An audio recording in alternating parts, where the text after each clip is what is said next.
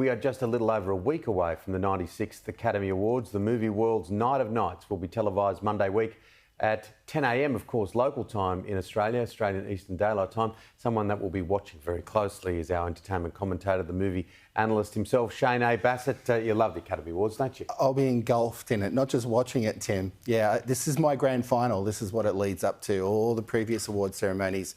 But the only thing is, I don't think there's going to be many surprises this year. I mean, sometimes you can get movies that go under the radar or there's a shock winner, but I'm not sure that anyone will beat Oppenheimer or Poor Things this year. They've certainly been sweeping the pool. Now, June Part 2 in cinemas. Tell me. It's a thundering cinematic achievement. Now, Part 1 I thought was kind of underwhelming, but this really raises the science fiction bar so high.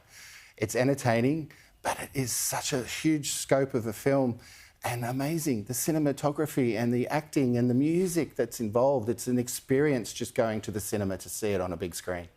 Good for anyone, ages? It's a little bit confusing for plot, and it's nearly 3 hours. I wouldn't take younger kids because it can get quite violent in it as well.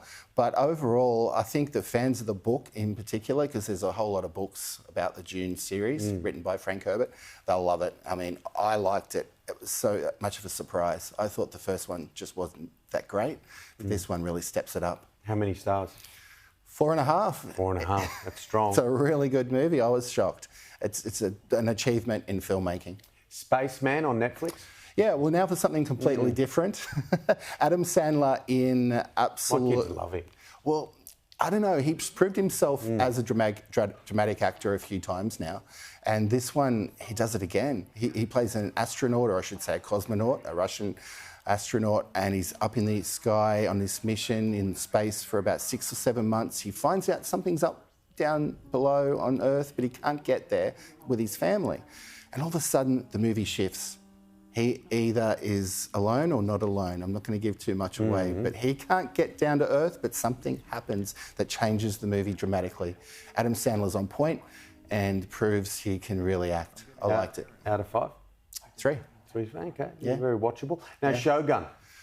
Terrific series, really good series, based on James Clavell's novels. Now, this was done in the 80s as well, with Richard Chamberlain in the lead. And what happens is it's just all about Japanese history, culture, allies turning into enemies and vice versa, and just an epic adventure, and it spans decades. Really good, really great production. I highly recommend it on Disney+. Looks well shot. Looks beautiful shot. It's amazing. And it hooks you in from the first episode.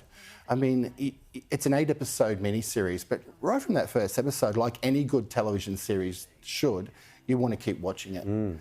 It's brutal, though. It's a brutal retelling of the samurai saga, so not for kids. What kind of numbers? Teenagers. Yeah, and what kind of stars would you give this little miniseries? Ooh. I've seen it all 8 episodes, and I'm going to give it a solid 4. Okay, well, that's something.